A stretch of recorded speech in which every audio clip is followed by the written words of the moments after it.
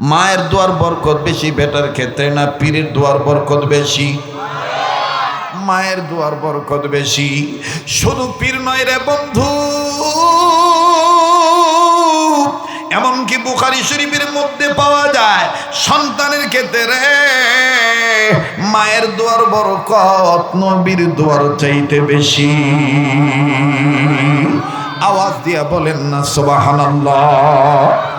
দেখেন বাজান কেমন মায়ের দোয়ার বরকত বেশি। একটু খেয়াল করো যুবক ভাইরা, একটু মনোযোগী হয়ে যাও। কোনো দিকে কোনো নজর নেই।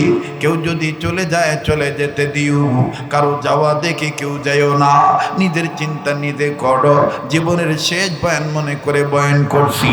কার পিছনে জানি মালাকুল মউত দাঁড়া রয়েছে, কার জন্য জানি জঙ্গলার বাস রেডি হয়ে গেছে, কার জন্য জানি কাপড়ের কাপড় তৈরি হয়ে গেছে।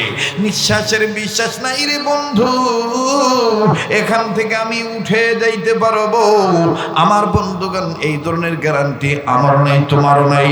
একমাত্র সর্বোপরি ক্ষমতার মালিক হলেন আমার আল্লাহ। কথা বলেন ঠিক না বেঠি? আবার আসো যুবক ভাইরা, শোনাই তোমাদের কথা। সাহাবীর নাম সাহাবী হযরতে আনাস রাদিয়াল্লাহু তাআলা আনহু নবীর দরবারে থাকেন, আবার নবীর নির্দেশে মায়ের দরবারে যায়, মা জনের খেদমত করার জন্য যায়। মা যখন আবার বিদায় দেয় নবীর দরবারে আসে। একদিন মা জননী আমার বন্ধুগণ আনাস যখন নবীর দরবারে যাবে, মা ডাক দিয়ে কয়, বেটারি তুমি একটু দাঁড়াও, আমি তোমার চেহারাটা দেখি। খুব খেয়াল করেন, ডাক দিয়ে কয়, বেটা তুমি একটু দাঁড়াও, আমি তোমার চেহারাটা ভালো করে দেখি। আনাস কয়, মা গো, এতদিন ধরে যাওয়া আসা করি, তাছাড়া আমি তোমার গর্ভ থেকে আসি, তুমি আমার মা, আমার চেহারা তুমি এত সুন্দর করে কখনো দেখো নাই, আজকে এরকম তুমি মনোযোগ দিচ্ছ কেন? মা কান্দারে ডাক দিয়ে কয়, আনাস রে,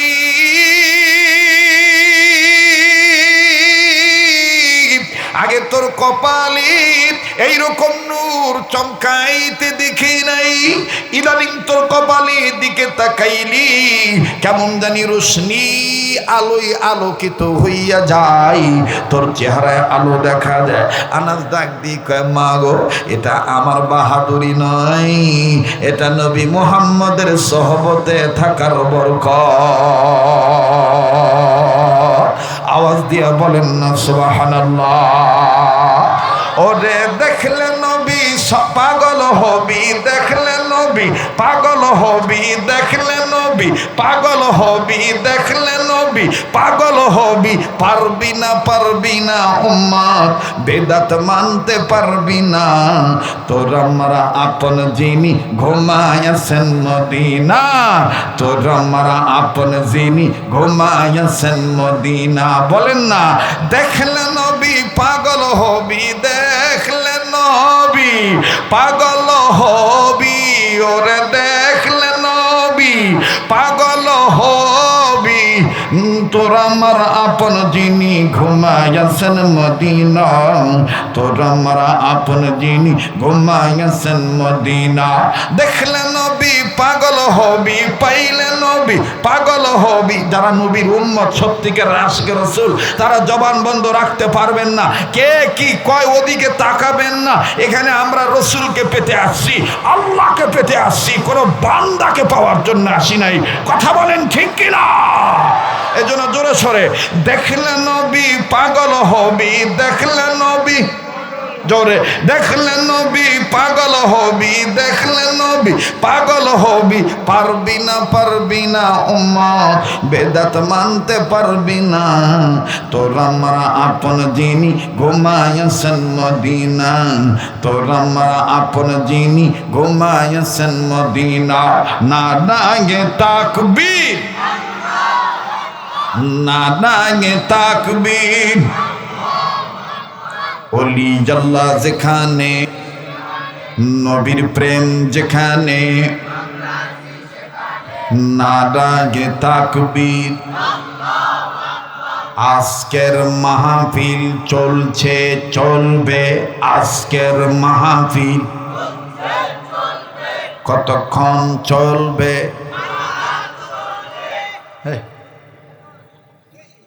আল্লাহ যতক্ষণ চালায় ইনশা। এবার মা ডাক দিয়ে কয়, ব্যাটারি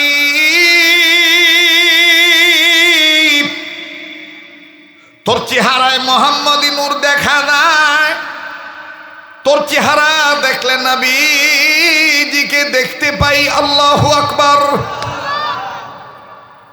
রানীনগর উপজেলা বাবাইরাও, আবার আত্রাই থানা থেকে আগত আমার বাবারা বাইরা, নওগাঁ জেলা, নাটোর জেলা, বগুড়া জেলা অনেক ভাই ওইখানে আছে।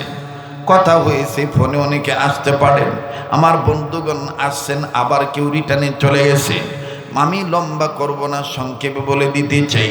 আপনারা অনেকে জানেন রাত্র যত গভীর হবে এই পাগলের কণ্ঠ তত ক্লিয়ার হয়ে যাবে। বলেন এই কণ্ঠটার মালিককে? আবার বলেন মালিককে? এবার বলতে পারেন হুজুর বিগত কয়েক বছর তো আপনি সুর দেন নাই। ইচ্ছা করে দিই নাই, শুধু আমি তামাশা দেখছি। কথা কয় না? কারণ ভাইরা আমার এই সুরটা গরম সুর, গরম সুর দিতে গেলে গরম কথা কলা লাগে। আর গরম কথা বললেই বিগত সরকারের সময় ভালো ভালো মৌলবিগুলা জেল খাইছে। কথা কন ঠিক কিনা? এই জন্য বাজান পাতালে পাড়ি দিছি, ঝোপে খুব মারছি।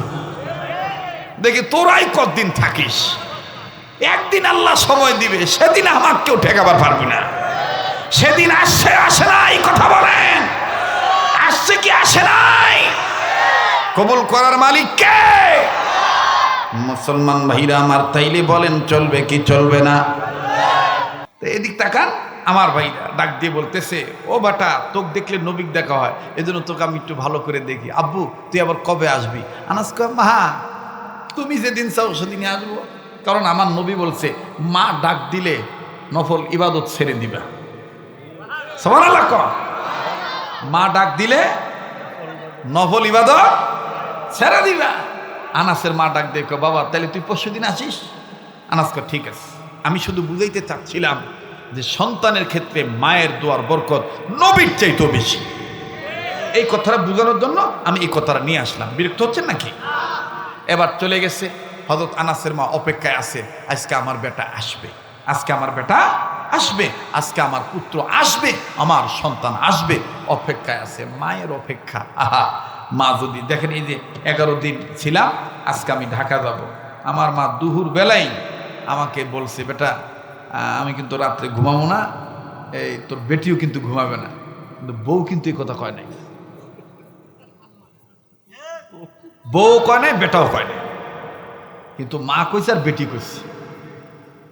এজন্য বাপের বেটি থাকলে দেখবেন বেটিরা বাপের প্রতি দুর্বল থাকে বেশি, আর মায়ের সন্তান জীবিত থাকলে মারা সন্তানের প্রতি বেশি দুর্বল থাকে। যাইতে মনে করেন যে যদি রওনা দেই 2টার দিকে বা 2:30টার দিকে, তাইলে তো আমি তো সকাল 7টা 8টার আগে তো আর ঢাকায় পৌঁছতে পারবো না।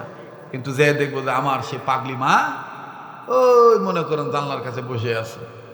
কথা বলবেন নাই?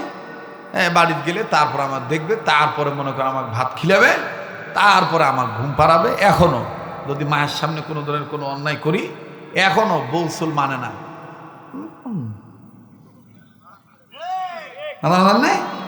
তখন বউ ডাক দেখে, আম্মা আপনি আপনার নাতিদেরকে দেখবেন না, আপনার ছেলে বড় হয় না? বড় হয়েছে। মায়ের কাছে বাপের কাছে সন্তান কখনো বড় না, ছোট খোকাই থাকে। ঠিক কিনা বলে? তো এইবার ডাক দিয়ে বলতেছে, আমার বেটা আসবে, আসতেছে আসতেছে, অপেক্ষার প্রহর শেষ হইতেছে না। হঠাৎ করে আনাসের মা নজর করে দেখে সাহাবী আনাস রাদিয়াল্লাহু তাআলা আনহু, আরে বাবাজি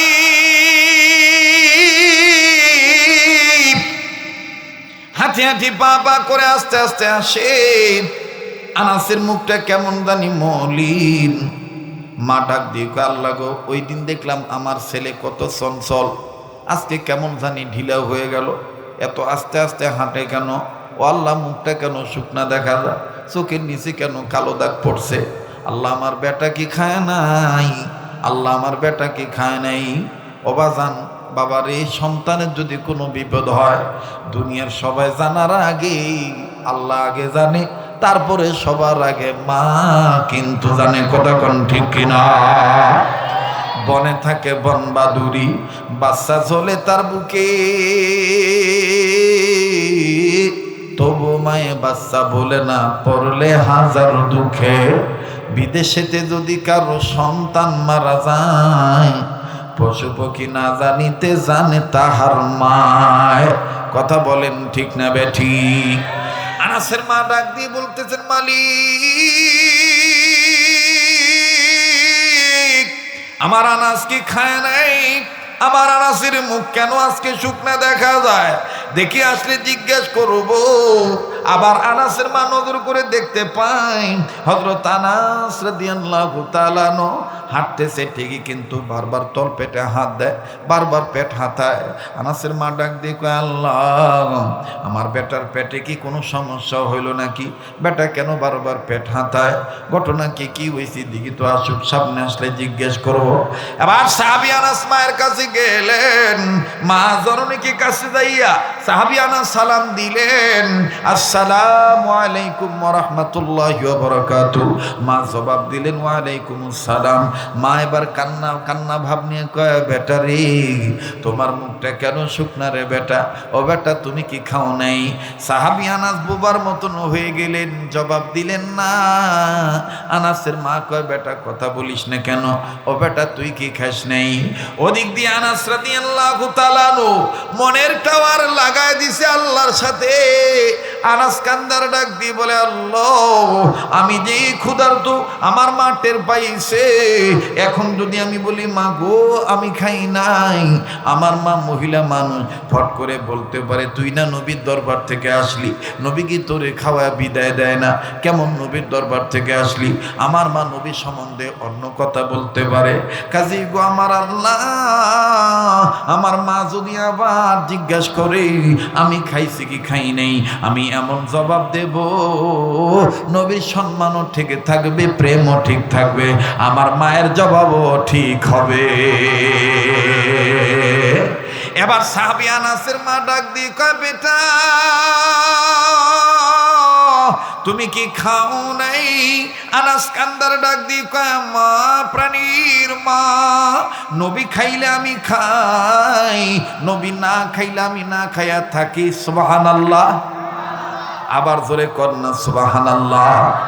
আনাস কান্দার ডাক দিয়ে কয়, মা গো নবী খাইলে আমি খাই, নবী না খাইয়া থাকলে আমি না খাইয়া থাকি। আনাসের মা বুঝতে পারছে নবী এখন না খাইয়া আছে, এই জন্য আমার বেটাও না খাইয়া আছে।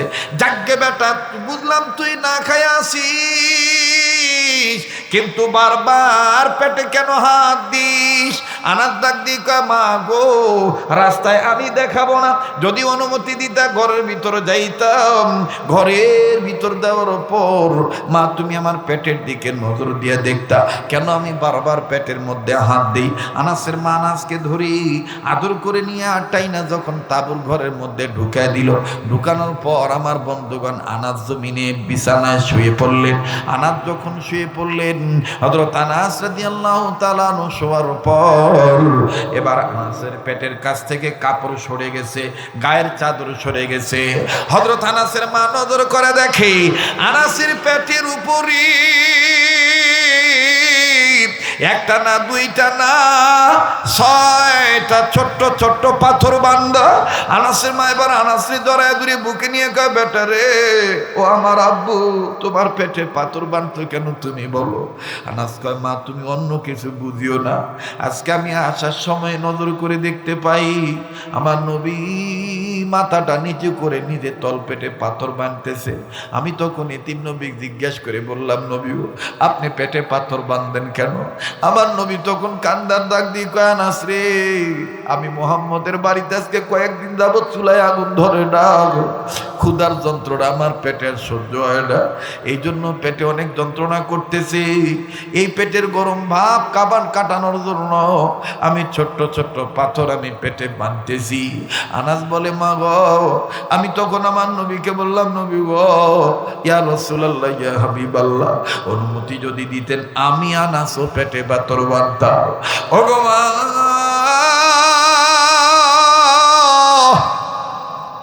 নবীদি পেটে পাথর বানছেন, এই জন্য আমি আনাস পেটে পাথর বানছি। এইবার আনাসের মা চট করে একটা খুরমা খেজুর নিয়া একটু পানি নিয়া আনাসকে পান করে দিয়া ডাক দিয়ে বলে, বেটারে যা যা জলদি যা, বুঝতে পারছি নবী খুব ক্ষুধার্ত, যাও বেটা যাও, নবীজিকে দাওয়াত দিয়ে আসো, আমি নবীজিকে খানা খাওয়াবো। বলে যাবেন না, আমি শুধু বুঝাইতে চাইতেছি মায়ের দোয়ার বরকত নবীর চাইতে বেশি সন্তানের ক্ষেত্রে। একটু খেয়াল করে শুনবেন বাবা, একটু মহাব্বত করে একটা ডাক দেন না, বলেন না আল্লাহ, আবার বলেন না আল্লাহ, আর একবার বলেন না আল্লাহ। অনুরোধ করে বলবো, কেউ জায়গা ত্যাগ করবেন না, ওঠা উঠি করবেন না বাবা। রব্বে কাবা কিন্তু দোয়া কবুল করবে। এই পাগলি তো আল্লাহ ফিরে দেয় না, আল্লাহ তাআলা বারবার কাবা ধরায়। ওরে বাবাজি, এইবার সাহাবী আনাসের মা যখন বলল, বেটারে আমার নবী মুহাম্মদকে দাওয়াত দাও, আনাস ডাক দিয়ে কয়, মা গো আমরা এমনি গরিব মানুষ, দিন আনতে নুন আনতে পান্তা পুরা, নবীজিকে দাওয়াত দেবো কি খাওয়ামো? আনাসের মা ডাক দিয়ে কয়, যা আছে তাই দিয়েই নবীর মেহমানদারি করবো, আমার আল্লাহকে সন্তুষ্ট করব। এবার সাহাবী আনাস যায় আর ডাক দিয়ে কয়, মালিক আমার মা কি পাগল হয়ে গেল, আমার মা নবীকে কি খাওয়াবে? আল্লাহু আকবার। একবার নবীর রাস্তার দিকে যায়, আবার পিছন দিকে মায়ের দিকে তাকায়। হঠাৎ করে আনাস রাদিয়াল্লাহু তাআলা আনহু মায়ের দিকে নজর করে দেখে আনাসের মা স্বাভাবিক নাই। ঘরের দরজার কাছে দাঁড়াইয়া ডাইন হাতের দুইটা আঙ্গুল আকাশের দিকে উঁচা করে ধরে বলে, ওই আল্লাহ, ওই আল্লাহ, কেউ জানে না, তুই জানিস আল্লাহ, আমি কোন কারণে নবীর দাওয়াত দিছি, কেউ জানে না, তুই জানিস আল্লাহ। হযরত আনাস কয়, আল্লাহ আমার মার কি মাথা খারাপ হয়ে গেল নাকি? দুইটা আঙ্গুল আবার তোমাকে দেখাইয়া তোমাকে ডাক দিয়ে কথা বলে, বুঝলাম না মা কি হইছে। যাই হোক, মা বলছে দাওয়াত দিতে নবীরে, নবীদের আমি দাওয়াত দিয়ে আসি। সুবহানাল্লাহ বলেন। আমার ভাইরা মাথাটাও নাড়াবেন না, একটু এদিক সেদিক খেয়াল করবেন না, আলোচনার পয়েন্ট হারিয়ে ফেলবেন। এবার সাহাবী আনাসের মা যখন আল্লাহর সাথে কথা বলে দুই আঙ্গুল দেখাইয়া সাহাবী আনাস রাদিয়াল্লাহু তাআলা আনহু একটা দৌড় মাইরা নবীর দরবারে গেলেন। আল্লাহর নবীর দরবারে যখন চলে গেলেন বাবা, নবীর কাছে যেয়ে সালাম দিয়ে বললেন, আসসালাতু আসসালামু আলাইকা ইয়া রাসূলুল্লাহ, আসসালাতু আসসালামু আলাইকা ইয়া হাবিবাল্লাহ। নবীজি গো, আল্লাহর নবী সালামের জবাব দিয়ে বলতেছেন, আনাস রে, ইতিপূর্বে তুমি আমার দরবার থেকে মায়ের কাছে গেছো, কিন্তু এত শিগগিরই এত তাড়াতাড়ি তুমি আমার দরবারে ফেরত আসো নাই, আজকে এত তাড়াতাড়ি আসলা, বুঝলাম না। আনাস ডাক দিয়ে কয়, মা নবীজি গো, আমার মা টের পাইছি আপনি ক্ষুধার্ত, আসার সময় আমার মা আমাকে পাঠাইছি আপনাকে দাওয়াত দিয়ে খাওয়াবে। আমার মা জানতে পারছে আপনার পেটে পাথর বান্দা, তাই আপনার কাছে আসছি দাওয়াত দেওয়ার জন্য। আপনি আমার বাড়ির দাওয়াত কবুল করছেন কি করেন নাই গো নবী? একটু যদি বইলা দিতেন। আল্লাহ নবী ডাক দিয়ে বললেন, আনাস রে, তোমার মায়ের দাওয়াত আমি কবুল করেছি, তবে একটা শর্ত রে আনাস। আনাস বলে, কি শর্ত? নবী বলতেছে, আমি যাইতে পারি একটা শর্তের বিনিময়ে, তোমার মাকে বলে দিও আমি নবী মুহাম্মদ দিনের বেলায় যাব না তোমার বাড়িতে দাওয়াত খাইতে, রাত্রি বেলায় পূর্ণিমার চাঁদ ওঠার পরে তোমাদের বাড়িতে আমি দাওয়াত খাইতে যাব। আনাস এইবার নিজে কপালে থাবড়া ডাক দিয়ে কয়, আল্লাহ, এখন আমার বুঝে আসলো আমার মা কেন তোমার ডাইকা কথা বলল। নবী কয়, কি? আনাস ডাক দিয়ে কয়, নবী গো, আমি আপনার কাছে একটা কথা বলতে চাই। নবী বলে, কি? আনাস বলে, ইয়া রাসূলুল্লাহ, আমার সামনে কত বেদিন, কাফের, বেঈমান, মুসলিম, মুনাফিক, মুমিন, কত ধনী গরিব, নারী পুরুষ, বাচ্চা, তরুণ, অরুণ, নবীন প্রবীণ, কত মানুষ আপনাকে দাওয়াত দিয়েছে, কারো দাওয়াত নিছেন, আপনি শর্ত লাগান নাই, আমি আপনার কাছের মানুষ, আমার বাড়িতে যাইবেন, আর এইভাবে শর্ত দিতেছেন, বুঝলাম না। নবী আমার ডাক দিয়ে কয়, আনাস রে, এই কথাটার জবাব আমি দেব না, তোমার মার কাছে এই জবাব আল্লাহ দিয়া রাখছে। আনাস কয়, নবীজি বুঝছি, আমি বুঝতে পারছি। কয়, কি? আমার মা কোনোদিন দেখিনি আকাশের দিকে তাকায় কথা কয়। আজকে আমার মা দেখছি আমাকে পাঠিয়ে দিয়ে আকাশের দিকে 2 আঙ্গুল উঁচু করে বলতেছে, আল্লাহ 2 কারণে নবী দাওয়াত দিছি, কেউ জানে না, তুই জানিস আর আমি জানি। সুবহানাল্লাহ। তো নবীজি বলতেছে, যাও তোমার মাকে জিজ্ঞেস করো, কেন আমি পূর্ণিমার চাঁদ উঠলে রাত্রিবেলায় যাবো, কষ্ট হচ্ছে আপনাদের? আলিমুল গায়বি ওয়াশ শাহাদাতি হুয়ার রাহমানুর রহিম।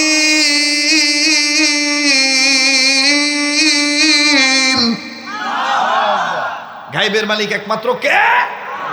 আল্লাহ। তো ইমাম এই কি বলে, হযরত আনাস রাদিয়াল্লাহু তাআলা মা ডাক দিয়ে কয়, বেটা আমার মনের গোপন খবর নবী জানলো কেমনে, মনে আছে তো আপনাদের? হযরত আনাস কয়, মা মনের গোপন খবর মানে? কয়, বেটারে আমি যখন তোর পেটে পাথর বান্দা দেখছি,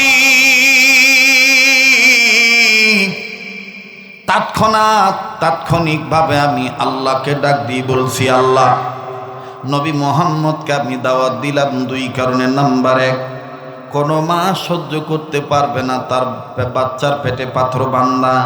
আল্লাহ গো, মা বাপ যারা হয় তারা না খায়া থাকতে চায়, সন্তানকে না খাওয়ায় রাখতে চায় না। কথা বলেন ঠিক না বেঠিক?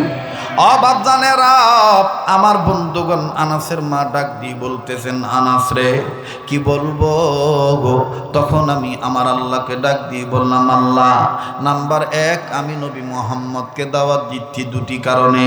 1 নাম্বার, আমি জেনেছি নবী হাত তুললে দোয়া করলে দোয়া ফিরে দাও না, এই দোয়া তুমি কবুল করো গো আল্লাহ।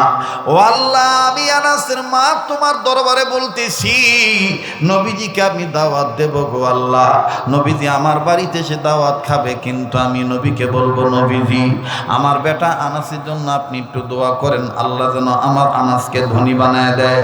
বেটা আনাস রে, নবীজি তোর জন্য ধনী হওয়ার জন্য দোয়া করবে, আর সঙ্গে সঙ্গে আল্লাহ রব্বুল আমিন মায়ের নবীজির দোয়া কবুল করবে, সাথে সাথে তুই ধনী হয়ে যাবি। আর আমি মা চিন্তা করে দেখেছি, তুই ধনী হয়ে গেলে নবী মুহাম্মদের পেটে আর এরকম পাথর বানতে হবে না, তোরও পেটে পাথর বানতে হবে না, ঘন ঘন নবীজিকে দাওয়াত দিয়ে খাওয়াবো। আওয়াজ দিয়ে বলেন না সুবহানাল্লাহ। ওরে পাইলে নবী পাগল হবি, পাইলে নবী, জোরে পাইলে নবী পাগল হবি, পাইলে নবী পাগল হবি, পাইলে নবী পাগল হবি। পারবি না উম্মা, সইতে পারবি না, তোরা মারা আপন যিনি ঘুমাইয়াছেন মদিনা, তোরা মারা আপন যিনি ঘুমাইয়াছেন মদিনা। আল্লাহু আকবার। আনাস ডাক দিয়ে কয়, মা গো বুঝলাম 1 নম্বর আমার ধনী হওয়ার জন্য তুমি নবীকে দাওয়াত দিয়েছো। 2 নম্বর কারণ কি? এবার হযরত আনাস রাদিয়াল্লাহু তাআলা আনহুর মা কান্দার ডাক দিয়ে কয়, বাবা 2 নম্বর কারণ হইল আমি আমার আল্লাহকে বলেছি, আল্লাহ আমার নবী মুহাম্মদের ব্যাপারে দুনিয়ার সবাই সাক্ষী দেয় নবী মুহাম্মদের চেহারা নাকি অনেক সুন্দর।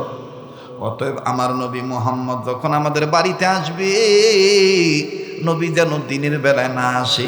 নবীকে তুমি আমার বাড়িতে পূর্ণিমার চাঁদ ওঠার পরে রাত্রিবেলায় পাঠাইও। আমি একবার পূর্ণিমার চাঁদ দেখব, আর দ্বিতীয়বার নবীর চেহারা দেখব। 2টা দেখে প্রমাণ করব কোনটা বেশি সুন্দর। আল্লাহু আকবার বলে। এরে আনাস, আমি 2 কারণে দাওয়াত দিচ্ছি। আনাস রে খবর নবী জানলো কেমনে? আনাস কান্দার কয়, মা গো তোর মনের খবর আল্লাহ রব্বুল আমিন নবীজির কাছে পৌঁছায় দিছে। মা নবীজি জানছে, মা তাড়াতাড়ি রেডি হ। আনাসের মা ডাক দিয়ে কয়, যাই নেই যে তো ভালাইছি, তাড়াহুড়ার দরকার নাই, তাড়াহুড়ার দরকার নেই, জলদি করে আমি বিছানা গোছাই, খাবার রেডি করি। ও বেটা আনাস, সন্ধ্যার পরে নবী যখন আসবে আমার একটু ডাক দিস, আমি পূর্ণিমার চাঁদ উঠলে দেখবো নবীর চেহারা বেশ সুন্দর না? আনাস নবীজির চেহারা বেশ সুন্দর, না পূর্ণিমার চাঁদ বেশ সুন্দর। লম্বা কথা সংক্ষেপ করে দিলাম। ঠিক যখন সন্ধ্যা হয়ে গেল, মাগরিবের পরে এশারে পূর্বে, রাত আনাস রাদিয়াল্লাহু তাআলা আনহু আকাশের দিকে তাকায় দেখে পূর্ণিমার চাঁদ উঠেছে। আনাস ডাক দিয়ে মা গো, ওই যে পূর্ণিমার চাঁদ উঠেছে, আল্লাহ নবী মনে হয় রওনা দিয়েছে। বলে মনে হয় কইলে হবে না, শিউর বলো নবী আসতেছে কিনা। এবার আনাস রাদিয়াল্লাহু তাআলা আনহু ঘরের ভিতর থেকে আমার বন্ধুগণ নাকটা বাইরে দিয়ে আঘাত লম্বা করে নিঃশ্বাস যখন ভিতরে নিলেন, আনাস ডাক দিয়ে আলহামদুলিল্লাহ, মা গো আমার নাকে নবী মুহাম্মদের গায়ের ঘ্রাণ আসতেছে। নবীজি তার বাড়ি থেকে রওনা দিয়েছে আমার বাড়ির উদ্দেশ্যে। এবার বাইরে আমার বন্ধুগণ কিতাবে লিখে হযরত আনাস রাদিয়াল্লাহু তাআলা যখন দেখলেন আল্লাহর হাবিব জনাবে মুহাম্মদুর রাসূলুল্লাহ সাল্লাল্লাহু আলাইহি সাল্লাম একেবারে আনাসের বাড়ি বরাবর চলে আসছে, আনাস ডাক দিয়ে মা গো, ওই যে নবীজি আসছে গো মা, ওই যে নবী আসতেছে। আনাসের মা ডাক দিয়ে বেটারে, নবীর এখনো আসতে আরো অনেক দেরি, আরো অনেক কদম দিবে, অনেক পা বাড়াবে। ও বেটা আয় না, নবী আসতে আসতে পূর্ণিমার চাঁদ দেখে নবীর চেহারা দেখি। আমি প্রথম কারণটা একটু রেজাল্টটা বের করি, আসলে কোনটা বেশ সুন্দর। আনাস মা কেমন করে?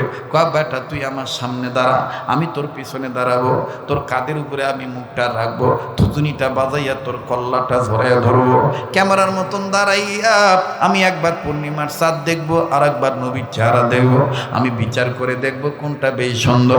আনাস বলল ঠিক আছে মা, নবী যেহেতু আসতেছে, দেখো মা কোনটা বেশ সুন্দর। এইবার সাহাবী আনাস রাদিয়াল্লাহু তাআলা দেখতেছেন আমার বন্ধুগণ আনাসের কাঁধের উপরে মা থুতুনি দিয়ে ভর করছে, দুই হাত দিয়ে আনাসের গলা জড়ায় ধরছে, একবার আপ একবার ডাউন, একবার নবীর চেহারা আর একবার পূর্ণিমার চাঁদ। হযরত আনাস রাদিয়াল্লাহু তাআলা এবার দেখতেছেন আনাসের মা চোখের পানি ছেড়ে ছেড়ে কাঁদতেছেন। আনাস রাদিয়াল্লাহু তাআলা মাকে সামনে টানিয়া নিয়া মা চোখের পানি মুছাই দিয়া কান্দে, আর ডাক দিয়ে মা গো কাঁদিস কেন মা? ডাক দিয়ে বেটা রে, আমি কাঁদতেছি এত সুন্দর চেহারার মানুষটারে কেমনে তায়েফের ছেলেরা পাথর মারছিল, আমি এই জন্যে কান্দি। আনাসের মাই কথা বলার পরে সাবি আনাস ডাক দিয়ে মা গো এখন তুমি বলো পূর্ণিমার চাঁদ বেশি সুন্দর না নবীর চেহারা বেশি সুন্দর? আনাসের মা কান্দার ডাক দিয়ে বেটা রে, আল্লাহর কসম করে বলি রে বেটা, পূর্ণিমার চাঁদের গায়ে কলঙ্ক আছে, আমার নবী মুহাম্মদের চেহারায় কোনো কলঙ্ক নাই। নবীর চেহারাটা পূর্ণিমার চাঁদের চাইতে বেশি সুন্দর। আনাস বললেন ইয়া রাসূল, আনাস বললেন মা গো তাইলে তুমি 1 নম্বরটা পাইয়া গেলা, এবার বাকি থাকলো 2 নম্বর। তুমি আমার জন্য ধনী হওয়ার দোয়া করবা, আল্লাহ পাক আমাকে ধনী বানায় দিবে। বলে নবী এটা ঘরের ভিতর আসলে খাইতে দিয়া দোয়া চামো, নবী দোয়া করবি তুই ধনী হয়ে যাবি। লম্বা কথা সংক্ষেপ করে দিলাম বাবা। আল্লাহ নবী যখন এবার ঘরে আসলেন আনাসের মা সামনে খাবার দিলেন, খাবার দেওয়ার পরে আনাসকে নবীজি ডাক দিয়ে বলতেছেন বেটা আনাস, ও আমার প্রিয় সাহাবী আনাস, এই খাবারে স্টার্ট দেব। সাহাবী আনাস কান্দার ডাক দিয়ে কয় নবী গো আপনাকে তো খাওয়ানোর জন্যই আমার মা দাওয়াত দিছে, তবে আমার মা আপনার সাথে কি জানি পার্সোনাল কথা বলবে।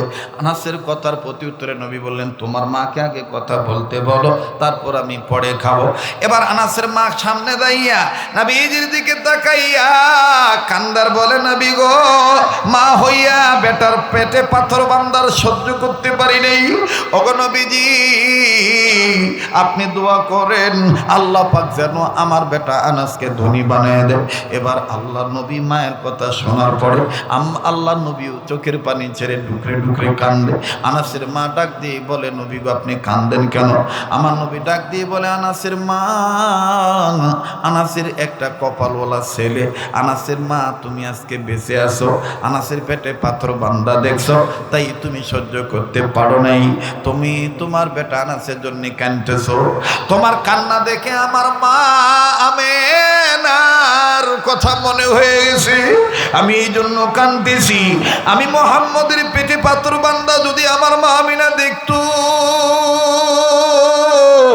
আমার বাবা আব্দুল্লাহ দেখতো, আমার বাবা আব্দুল্লাহ আমার মা আমেনাও কাঁদতো, তোমার কান্না দেখে আমার মা আমেনা কথা মনে হয়ে গেছে, আমি এই জন্য কাঁদতেছি। আমি মুহাম্মদের পেটে পাথর বান্দা যদি আমার মা আমিনা দেখতো, আমার বাবা আব্দুল্লাহ দেখতো, আমার বাবা আব্দুল্লাহ আমার মা আমিনাও কাঁদতো। কাজী ভাই আমি বারবার বলি বন্ধুরে, দুনিয়ায় যাদের বাবা নাই তাদের মতন বড় দুঃখের কেউ নেই, দুনিয়ায় যাদের মা নেই তাদের মতন বড় দুঃখের কেউ নেই। বাজানরে দুনিয়াতে মা গেলে আর মা পাওয়া যাবে না। আমার বন্ধুগণ, কার জানি মা বাপ অসুস্থ হয়ে বিছানায় পড়ে আছে, কার মা বাপ জানি চিরস্থায়ী আরে শায়িতভাবে কবরস্থানে শায়িত আছে। আমি জানি না এই ময়দানে কে মা হারাইছেন, এই ময়দানে কে বাপ হারাইছেন। আরে যুবক ভাইরে, তুই কোন বাপের বুড়ে কই গালি দেই, তুই কোন মায়ের বুড়ি কইয়া গালি দেস? দাঁত থাকতে দাঁতের মর্ম বোঝা যায় না, দাঁত পরিয়ে গেলে বোঝা যায় দাঁতের কি মর্ম ছিল। আমি 2 মিনিটে শুধু একটু বাস্তব উদাহরণ দিয়া বলতে চাই, আজকে তোর আমার বাপ মা বেঁচে আছে, তাই তুই আমি বাপ মাকে ইজ্জত করতে চাই না। তাই যে ভাইটার যে বোনটার মা বাপ নাই, এই ভাই বোনটাকে জিজ্ঞেস করে দেখ আমার এই ভাইটার অন্তরে কি যন্ত্রণা। আমি 2 মিনিটে শুধু একটু ধারণা দিয়ে বলতে চাই, আজ থেকে কয়েক বছর আগে আমার বাজানরে আমার মাদ্রাসার আসরে নামাজ পড়ার পরে মাদ্রাসার বারান্দায় দাঁড়াইয়া বাচ্চাদের খেলাধুলা দেখতেছি, খুব ভালো লাগতেছে। ছাত্রদের খেলা, ছাত্ররা খেলতেছে, পরিবেশটা খুব সুন্দর। ইতিমধ্যে যখন মেন গেটের দিকে নজর দিলাম, হঠাৎ করে নজরে ধরা পড়লো একজন বাবার হাতে কমলার ব্যাগ, আপেলের ব্যাগ, চানাচুর বিস্কিটের ব্যাগ। কিন্তু বাজান কোন ছাত্রের বাপ এটা আমার জানা নাই। আস্তে করে একবার বাবার দিকে তাকাই, আবার ছাত্রদের খেলার দিকে তাকাই। হঠাৎ করে বাবাজি ছাত্রদের মধ্যে হতে নজর দৃশ্যটা ধরা পড়লো। ছাত্র একজন খেলা বাদ দিয়া মাথার ঘামটা সুন্দর করে মুছিয়া, টুপিটা সুন্দর করে সোজা করিয়া, ময়লা কাপড় ঝাড়িয়া ঝাড়িয়া এই ছাত্র চিৎকার দিয়া ডাক দিয়ে বলে, ওই আমি আর আজকে খেলবো না, আমি আমার বাবার কাছে যাব, ওই যে আমার আব্বা আছে। বাবাজি ময়লা কাপড় নিয়া, ঘামান্ত শরীর নিয়া, এই নোংরা কাপড় নিয়ে যখন বাবার পানে দৌড় মারলো, এত সুন্দর লাগলো দৃশ্যখানা। আরে বন্ধু, বাপ কইছে কারি, বাবা